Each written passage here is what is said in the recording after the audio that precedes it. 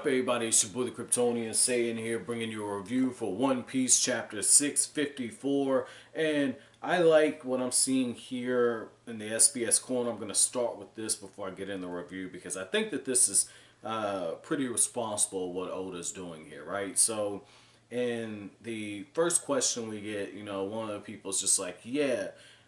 You said that Nami was once an eye cup. Has her cup size changed in the new world? And Sanji gets the nosebleed in the SBS corner, kind of falls out, right? And when I saw that and I'm reading, I'm going, first of all, they asked about Nami. They didn't ask about Nico Robin. Oda had to kind of pigeonhole her into it. It's just like how, you go out and, you try to pick somebody up and you see pickups like, dated now. Nobody really says that. You see somebody you really want to talk to, you go talk to her, but she got one of her friends in, you got to chat up her friend because, she's there. You just can't, lock in on just one. You got to have your partner go with you. And so that's what Nico Robin is. Nico Robin got to tag along because they want to talk about Nami. So just keep that in mind there. But now, and all jokes aside though, right? So there's something else later on down here, right? Where I'm going to read this question here all the way out. So the question is by somebody that loves Marco. And he says, I've noticed that pretty much all the women in One Piece are well endowed, while the men are all ripped with huge six packs. My mom says this is a manifestation of the ideal body you wish to have. Mr. Oda, is that right? And Oda says that's right. I want to have huge, beautiful breasts. Correction, not of that kind. So, like, this is the thing, right? So, Oda's obviously, I can appreciate it. I like breasts too, so I can appreciate what he's saying there. But, the part where it was like, yeah, and I noticed all the men are real well ripped. And as soon as I read that, I said, oh shit, Luffy's pretty fucking scrawny. But, Luffy, if I'm not mistaken, got a fucking six pack. And, Luffy got a nice chest on him. Zoro's got huger after the big world. Well, that's not even a real word. Zoro got bigger after the new world, right? Or, excuse me, after the time skip. We're in the new world now. And this is what got me, right? This is what got me. When you just look, like, all these dudes are pretty cut up. And that's like the thing that you always get, like the superheroes and the in this case, like with the manga and everything, everybody's pretty chiseled, pretty cut, and in the media and everything, you get a lot of focus on, oh, we're dealing with female body types, and I've talked about it in One Piece how, the way Oda draws some of the women, like they got like the really, really small waist and they got like the really huge breasts, and I'm like, damn, this is getting a little ridiculous, son. But then at the same time, I said, well, you look at Fairy Tail, like they're like really, really well endowed too, but like there's a little more shape and it's not as realistic, but like the proportions are better on. So if you got the really big, breasts or whatever, like say like a Lucy or an Urza, you got a little hip with you too. You got some hips with you, legs got a little meat on them, so it's a little more realistic. And so I always made that comparison with Oda and Hero and that kind of aspect. But what I thought was pretty interesting was this was the first time I saw somebody really bring up just the whole stereotype of men and like the shonen and everything. Like I remember when I first got into Dragon Ball, right? And one of the characters that I always gravitated towards was Vegeta. And just like the way that he would just be training non-stop and always pushing himself and chasing after Son Goku. And at one point, you saw Vegeta just get really, really huge. And when you look in Dragon Ball Super now, the characters are a lot more slim, they had a slimmer build.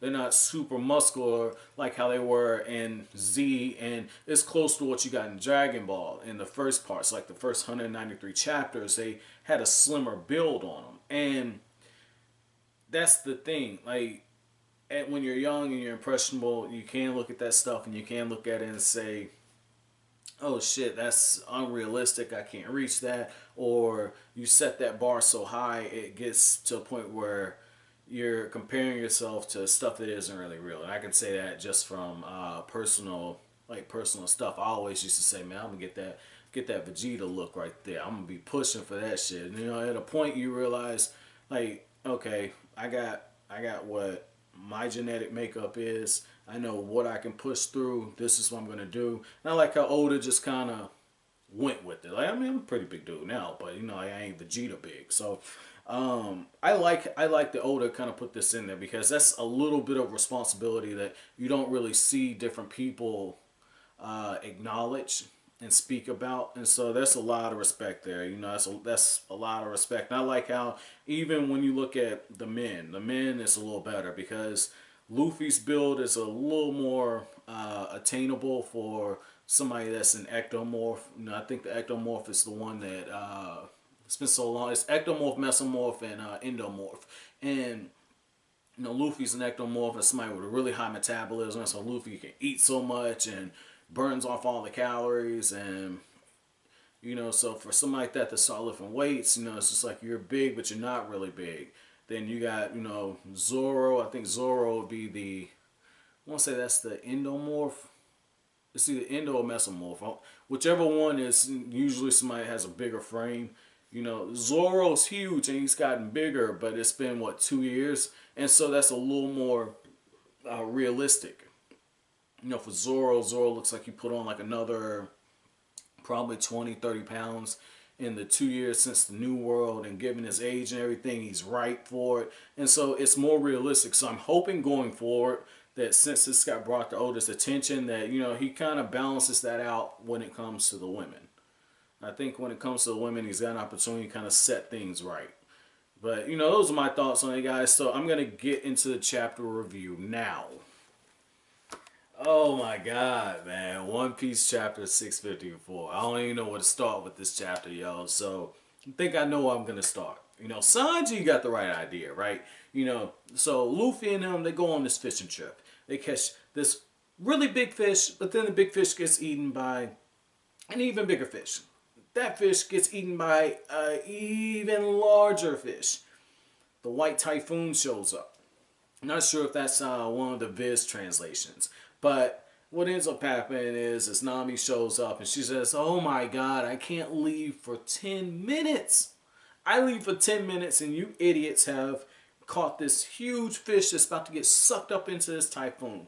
And Robin explained earlier that when that thing shows up towards the bottom of the ocean, or the ocean floor, it ends up sending the ships way off course, right? And it's just like one of these moments where, like, the Straw Hats, it's just like when it can go wrong, what can go wrong will go wrong. No ifs and buts about it. Like, they're gonna do something completely crazy and wonky, and it was just so fun to read it, right? Like how you have Luffy saying, "Yeah, that one's gonna taste good with mayonnaise," and Usopp says, "Like, yeah, I think that eel's gonna taste pretty good with some soy sauce." And you got Frankie saying, "I wonder if any of them taste good with cola."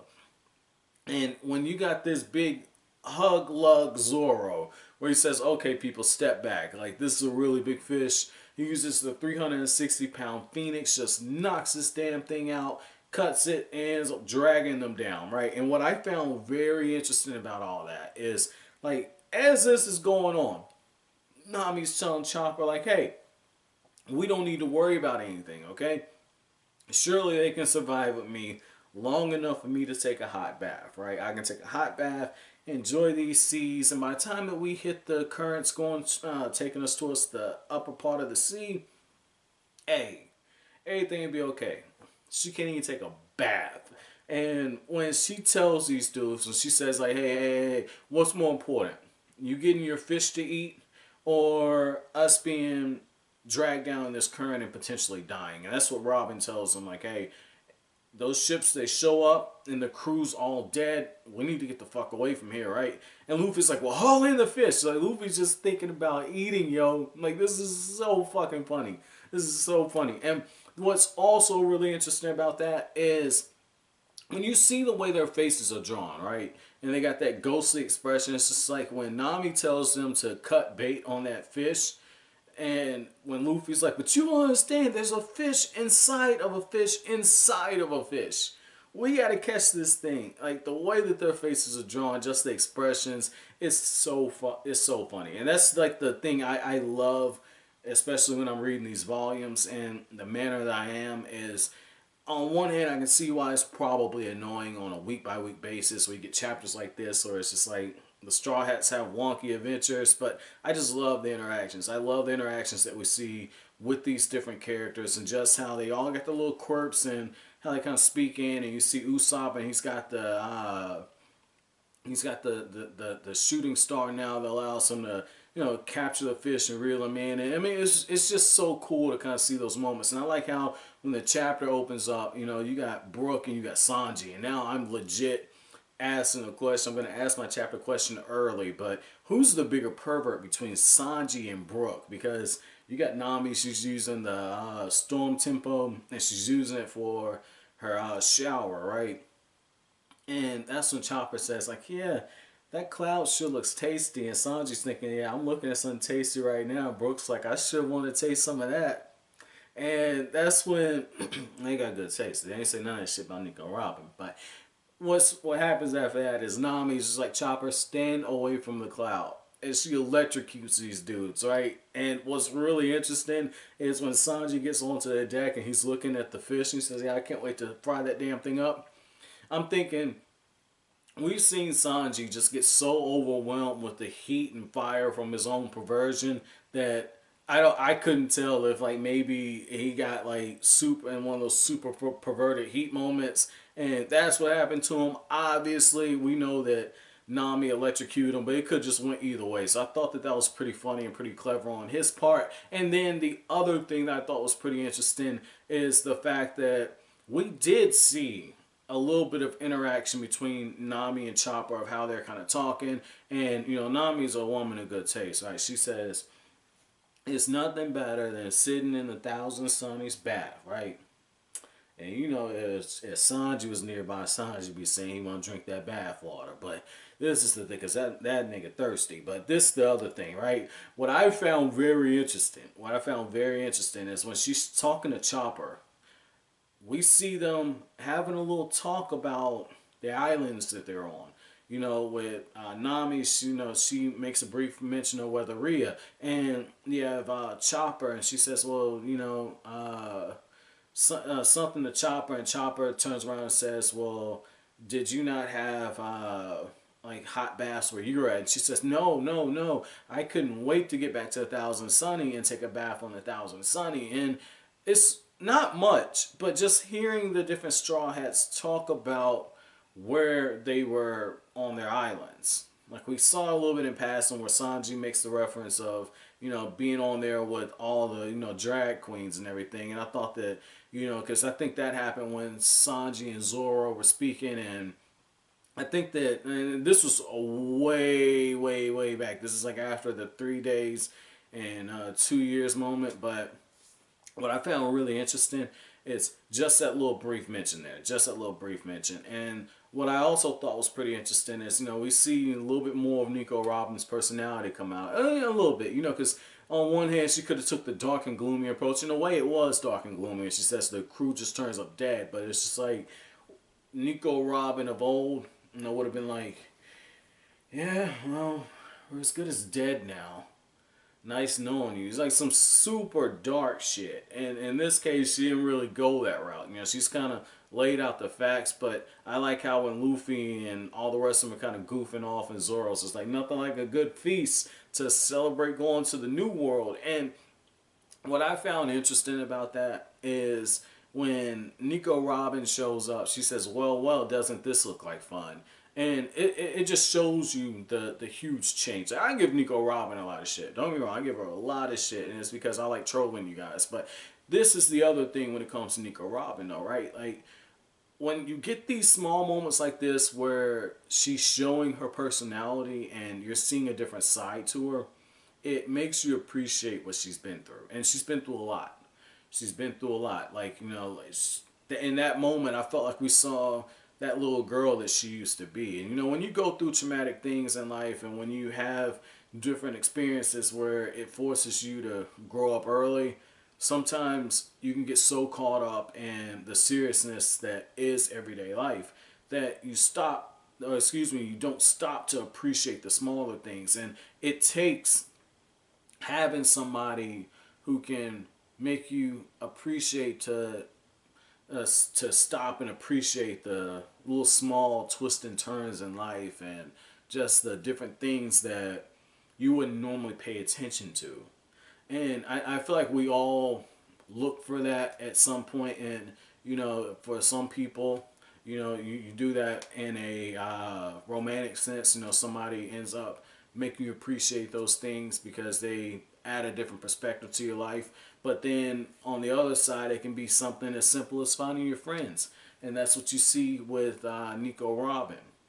The Straw Hats, they're more than friends at this point. They're a family in every sense of the way. And it's just like when you look at Nico Robin and how much she's lost, but at the same time, look at how much she's gained.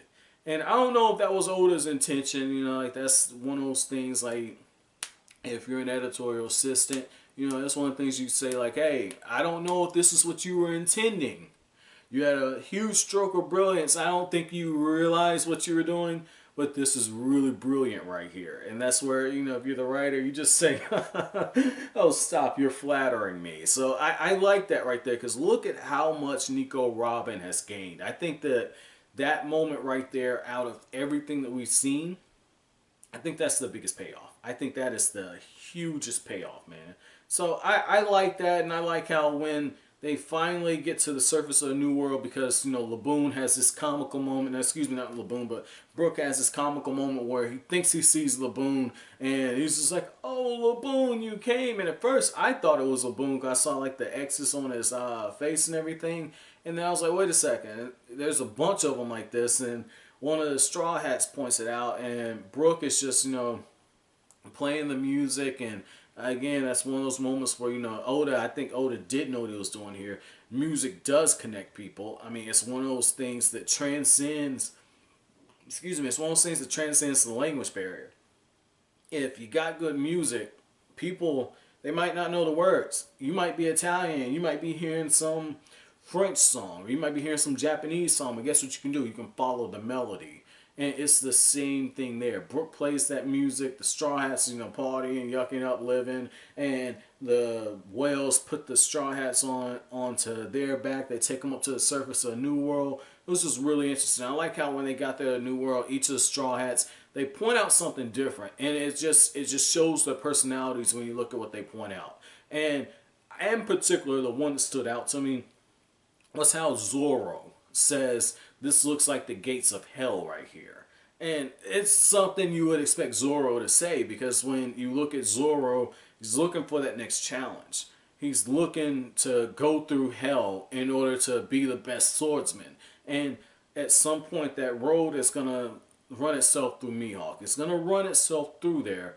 But at the same time, taking the harder path, that's where Zoro and Luffy, they're kind of similar. The difference is, it's like Luffy would take the road that's more difficult because of the prospect of adventure. Zoro just take that damn thing because his ass would get lost. So again, just to reiterate, my chapter question to you guys is between Sanji and Brook.